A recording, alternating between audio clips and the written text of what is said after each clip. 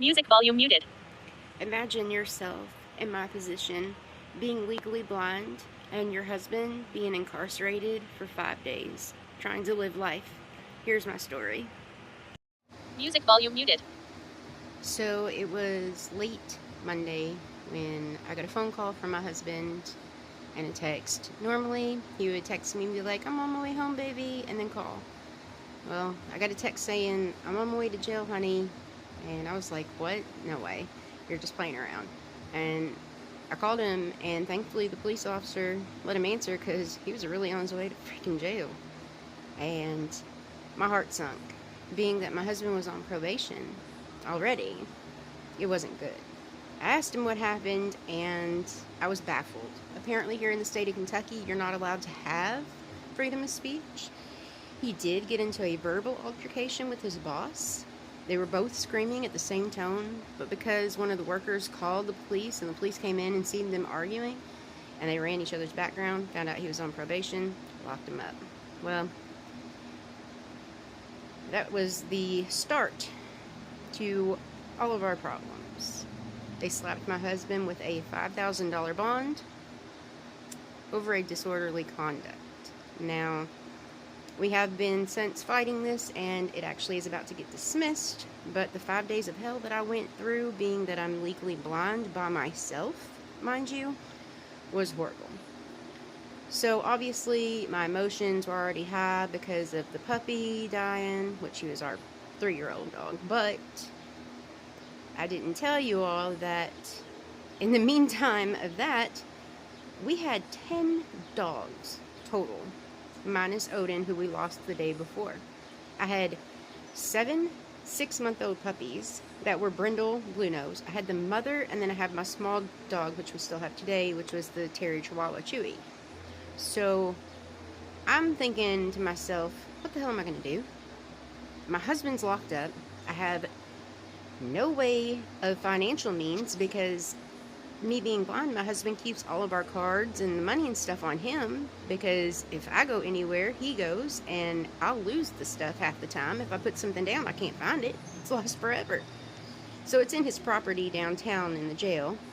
I can't drive. I don't talk to anybody. We don't have friends because we don't trust the people that we used to hang out with because they were all bad people, and we just disassociated ourselves from them and lived our life. And that's the way we've done things for the last 4 years. So yes, you all are my friends. But to be serious, I was an emotional mess. I didn't know at that time. These are the thoughts that were going through my head, but was I going to lose my husband for the next 8 years because that's how long he's on probation? You know, I don't have $5,000, even if I did go downtown and get the property. But I haven't been blind all my life, guys. And I've had my husband pretty much the whole time with me that I've been blind. If that tells you anything, he takes me everywhere, goes everywhere with me, and I hadn't done mobility classes. I hadn't learned how to navigate and function on my own. So not only was I having to take care of myself and depend on myself, but I had 10 dogs, well 9, 4 birds, myself, no husband, no transportation, no money, and all of our bills were due within the next 2 days. So you could imagine like how horrible and treacherous this really was. The situation was bad, guys, and it only got worse. Stay tuned. Here in Louisville, it takes about 15 minutes to get anywhere. So thankfully the cops were really nice. They let me talk to my husband the whole 15 minutes on the way downtown. We were trying to rush through, figure things out. Really not much to figure at that time since everything was going to be in his property and I had really no way of getting there. His work at that time, which obviously he left that job and has since found a really good job that actually he is getting ready to be in management this week. So we found something better. But anyways, I was trying to figure out what did he need me to do, because, sorry, my nose itched, because lo and behold, once he gets behind those bars, there ain't nothing that he can do. So he wanted me to go up there and get his bike, because his bike was locked up, and he had his Hollister jacket, you know, just personal items and things, and obviously he wasn't going to be allowed back there, even if he did get released and bonded out. So I did what any natural wife, girlfriend, person would do. I cried myself to sleep that night and woke up at about 8 o'clock in the morning trying to figure out what I was going to do. So tossed and turned all night, was worried to death, you know, and I woke up and made it a point that I was going to get up, at least figure out a way to get the 3 miles down the road walking to get his property. Thought about going by myself. That would have been a disaster. I could barely go outside, right, without getting lost in my front yard, and that's not an exaggeration. So that was out of the works. I had no cards to call me an Uber or Lyft because he had all the cards, and even if I could have had like a picture of him or something, I can't read that shit to see. So no, it wasn't going to work. But I ended up getting a hold of a friend that we did have at the time, and she walked me up there. It was definitely a scary event. Mind you, I was an emotional mess, so I wouldn't have even been able to really talk about this. That's the reason why I didn't record it. I should have probably blogged it, but I was more worried about figuring out ways to get money and figuring out what am I going to do. My rent's due the next day. We were on a month-to-month lease, and I'll get to that in a little bit. So arraignment court came around. We were told that his bond, which was set at $5,000 full cash, would probably have gotten reduced by the next morning. That's how that court works or whatever. I don't know. I've never been to jail, but I just listened to them, you know, and called them up after court was over, and they said, nope, there's no security bonds. It's just a full $5,000 cash bond.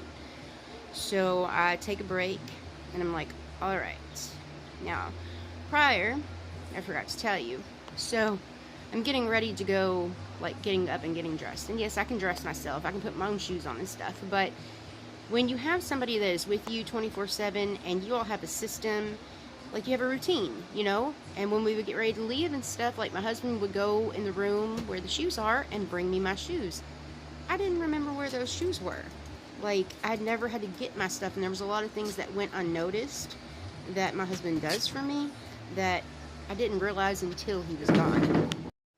How many of y'all just caught that dyslexic moment? I definitely meant to say I can't see that stuff in order to read it. Go back to the story.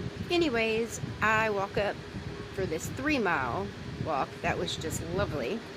Make it there. I called prior to it, asking if I could come and get his personal belongings. They said sure. Well, I'll get up there, and it was about 30 minutes before they opened, but they said they would be there.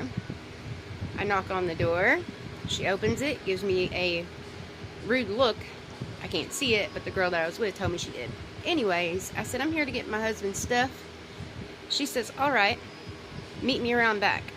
And proceeds to lock the door in my face, which was okay. We walk around back. She seen my cane. She knew I was struggling. Y'all, she knew it. But I get back there, and all of my husband's stuff is draped over top of his bike and just laying out and about. She didn't even have the respect or the decency to hand it to me. Nothing. So it's probably a good thing that she wasn't out there, because I would have had a few things to say. But anyways, we get home. I get everything, you know, established. I did have my friend at the time help me be able to feed the dogs. Now, the situation with the dogs. The puppies were 6 months old.